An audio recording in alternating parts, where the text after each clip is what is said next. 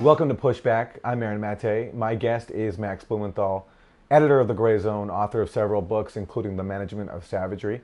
And today we are talking about the news that many people will know by now that Max was recently arrested. This was in connection with a protest that occurred at the Venezuelan embassy in Washington, D.C. 5 months ago. Max was arrested on a 5-month-old charge. He was held for 36 hours without being able to speak to a lawyer. And now he is out and talking about his case, but there is limited information in what he can say because the case is still ongoing. With that, Max Blumenthal, welcome to Pushback. Many people want to know how you're doing. Thanks, Aaron. And thanks everyone for all the solidarity and support that you've shown me and that you've shown the other, that you've shown embassy protectors who are also facing trials. I'm doing okay. I'm pretty fatigued right now. But I'm really encouraged by all the support I've gotten from so many quarters. And, I'm totally confident about my case because it's based on a phony, bogus, trumped up, and that's with a capital T, trumped up, mendacious fabrication of a lie. And is absolutely baseless. The charge against me is absolutely baseless. And I think everybody out there understands that. And so, for anyone who's not familiar, basically there was a protest at the Venezuelan embassy after the Trump administration, which you mentioned, started a coup in Venezuela. Venezuelan diplomats were ordered out of the country. The government of Venezuela offered the embassy to Code Pink and asked the Code Pink group to protect it. This happened back in the spring, in April and May. You were there covering it. You've also been covering the coup itself extensively, Max. I think more than pretty much any other journalist in this country. Now, I wouldn't go that far, but we've been at the forefront at the Grayzone of covering it, and I don't want to put myself above anyone else, but it's very, we've distinguished ourselves for sure, and this is clearly it appears to me to be a case of revenge, political persecution for the work that we've done. And, of course, our colleague Anya Parampil was inside the embassy during the siege. And you can't tell us too much about what you're actually being charged with and what the circumstances were, but just to be clear that this charge against you concerns your presence at that protest outside, right? Well, I'm charged with simple assault. It's a false charge. As far as I know, simple assault is a misdemeanor. It is not assault and battery. But I didn't assault anybody. I was not a party to any violence. And this lie was concocted by the Venezuelan opposition for, I think, two reasons. Number one, as I said before, we've been at the forefront of exposing the Venezuelan opposition, the violent right-wing Venezuelan opposition, for their corruption. The Grayzone has forced Ricardo Hausman, Juan Guaido's ambassador to the Inter-American Development Bank, to resign. That was thanks to Anya Parampil's reporting. Anya's also gone further than pretty much the whole U.S. media in exposing the Crystal X saga and how Juan Guaido's gaggle is seeking to liquidate Venezuela's most valuable foreign asset in Citgo. She predicted that was going to happen, and now it's happening before our eyes. I exposed a secret meeting held at the Center for Strategic and International Studies where members of Guaido's team and foreign governments and former U.S. military officials and current U.S. officials met to discuss a military invasion of Venezuela, which caused an international incident that was brought up by Venezuela's UN ambassador, Samuel Moncada, at the UN. We've been we also exposed, in English at least, we were the first English publication to expose the lie pushed by Juan Guaido and several heads of state from the Lima group that Maduro's security forces burned the humanitarian aid convoy that Guaido and the USAID attempted to ram across the Venezuelan border on February 23rd. And so, and of course, the New York Times didn't credit us with that, but we were first. So, at every step of the way, we've been destroying their whole narrative. And, 5 months after the Embassy Protection Collective was defending international law inside the Venezuelan embassy at the invitation of the Venezuelan government, besieged by violent right-wing Venezuelan opposition fanatics. And when I say violent, I mean their violence has been very well documented, and none of them were arrested. 5 months after that, a team of DC police show up at my door to carry out a warrant for what is called simple assault. And I was in prison for 36 hours, as you mentioned. And at the end, a lot of people I was in prison with who also were charged with simple assault got out with no paper, meaning they had no charges. Corrections officer told me, simple assault.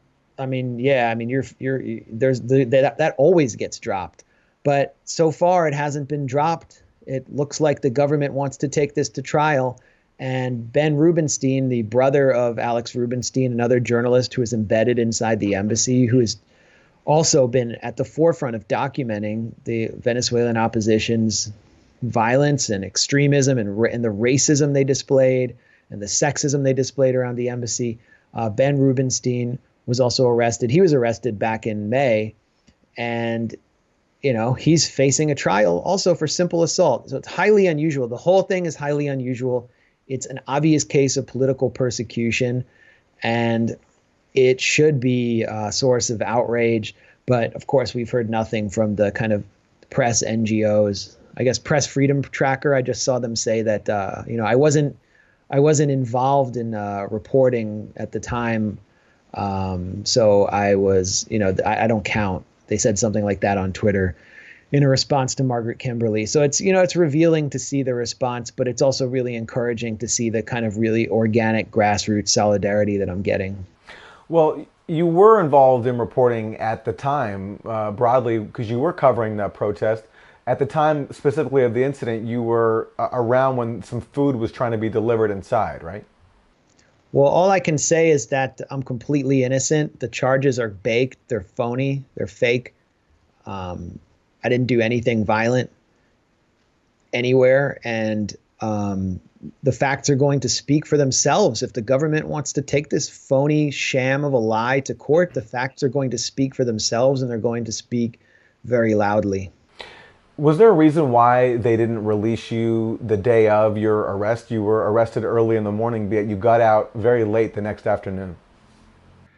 Well, there are two aspects to this, Aaron. The first aspect is the way that the arrest warrant was executed and constructed.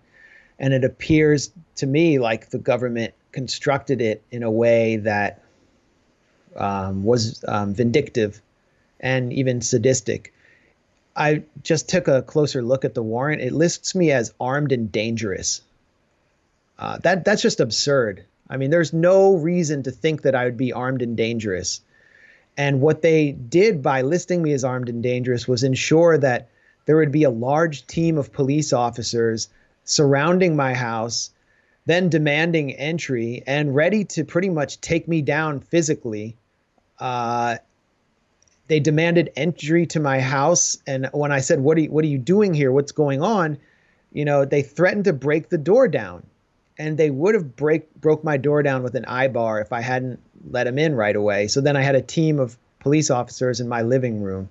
So I think, that component of it is the result of vindictiveness by a government which has been used pretty willingly as a tool of revenge by a lying, violent, right-wing Venezuelan opposition.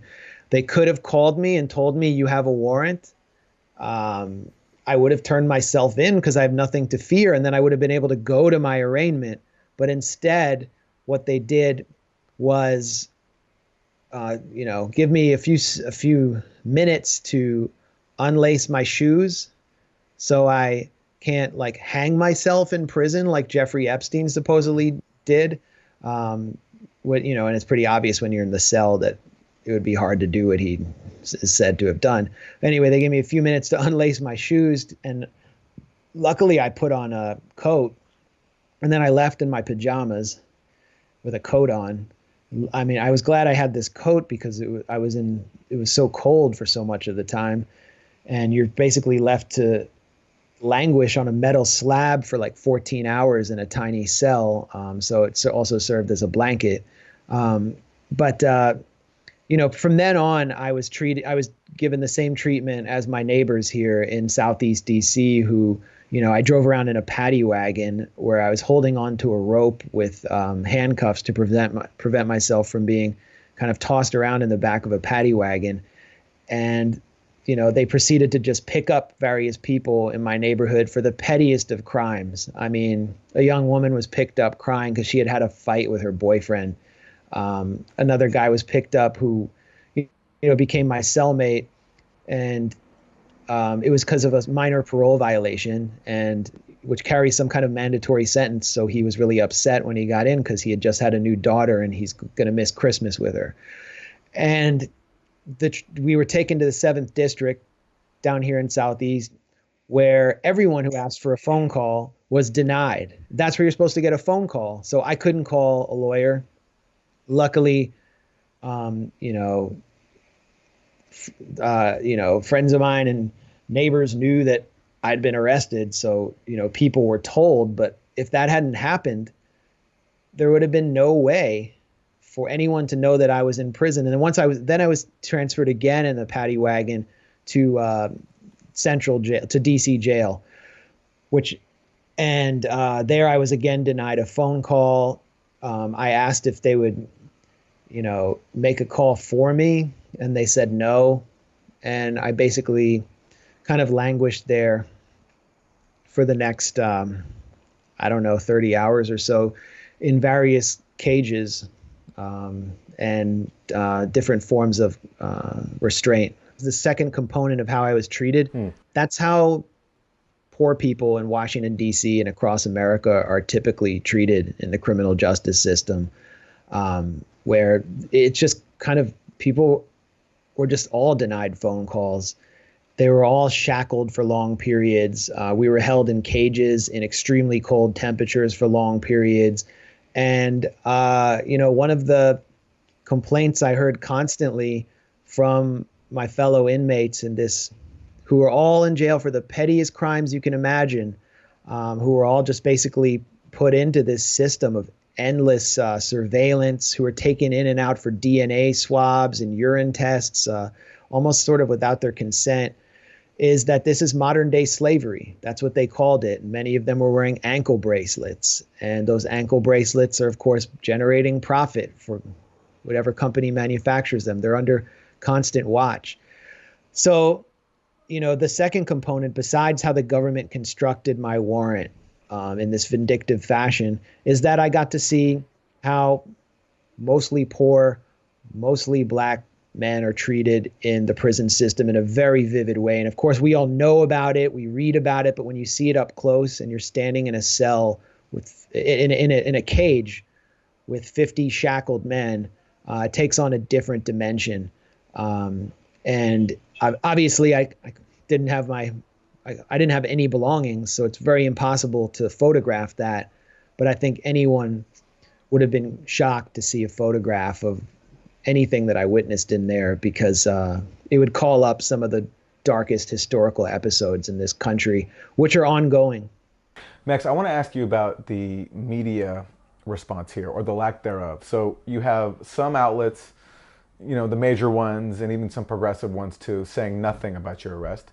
Then you also have some people openly cheering it. And this went down mostly on Twitter, where I saw journalists, media colleagues of ours, people who do not share your views on Syria, people who basically supported the proxy war in Syria that you helped expose and wrote so much about. Those people actually voicing applause at the sight of you being detained. And I'm wondering your thoughts on that. Yeah, I did see some of that. I mean, first, to address the silence, I don't think anyone's obligated to speak about me, but silence in some cases is revealing. And I think, in some cases it's self-censorship. One person who did speak up, who's someone I've never met, who, may not agree with me all the time, was Jeet Heer, who is an editor at the New Republic and is now at the Nation. And he got kind of ratioed for doing that. It's just like, how can you say this about him? He's evil. He's an Assadist and whatever, supports Maduro and all this, whatever they say about me.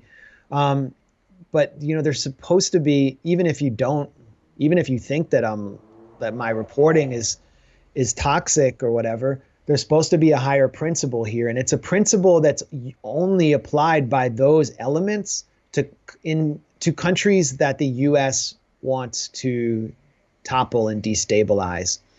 And so I was thinking that, for me to get their sympathy, I probably am going to have to change my citizenship to Russian and denounce Putin. Because they don't seem to actually believe in democracy, leaving aside the fact that this charge against me is a complete and utter lie and fabrication. They don't believe that someone is innocent until proven guilty. They are just asserting blatantly that I'm guilty, and they want to see me in prison. And these elements are part of a wider campaign of persecution, demonization, denigration, that I've faced for years, particularly since I published a 2-part expose on the white helmets, which has been so clearly vindicated by recent events. And, it's about attacking my colleagues as well, and the Grayzone itself. They don't just want to, first of all, they can't debate us. When they do, even when I go soft on them, it doesn't work out very well for them. They're not interested in open debate. And they're not just interested in discrediting me. They're interested in my imprisonment. And that's so revealing. It really shows them, these people who support, the U.S. supposedly promoting democracy abroad, to be the real authoritarians who want to jail their ideological enemies. And so, you just take a look at that thread, the comments on Jeet Heer's Twitter post, where he just simply says, if you care about press freedom, you should be outraged about this. He didn't say, you have to support Max Blumenthal's journalism. And he just got hammered for that by, the usual suspects. That should be, this is a real mask lifting moment, but so is the jailing of Julian Assange, who's facing something so much worse than me. He's really in a fight for his life. If he's extradited to the United States and put on trial here and put in a supermax prison, that's the end of journalism as we know it. But I think, it's already kind of over. We're in an information war, and most of the journalists who have been covering Venezuela, Syria, Nicaragua, Korea, the areas of the world that are sort of friction points for U.S. empire, where there's a regime change operation ongoing, now Bolivia, they see themselves as agents or activists in this information war, providing amplification for the narrative of the U.S. as it seeks to assert itself abroad. And there's really very little gray area in between. And so, we're considered on the other side, and we've been targets for years. But now the stakes are so high that you have people actually cheering on my arrest on a false charge. I just couldn't think of anything more revealing or repellent. We're going to wrap, Max, but finally, how can people support you going forward? As it looks very much likely like the government is taking this prosecution ahead, that they're going to press this case. Yeah, anyone who's watching this, who's spoken up, I really just want to express my gratitude. It's been incredible to see the solidarity, and I really want to urge support for the embassy, for the 4 protectors, David Paul, Adrian Pine, Margaret Flowers, and Kevin Zeese, who are facing a year in prison for being the last 4 inside the embassy, who are on the side of the law, defending international law against a brazen regime change operation that violated not only the Vienna Conventions, but which seeks to essentially place an entire sovereign country with a UN recognized government in the hands of a white collar mafia. So it's important to support them as well.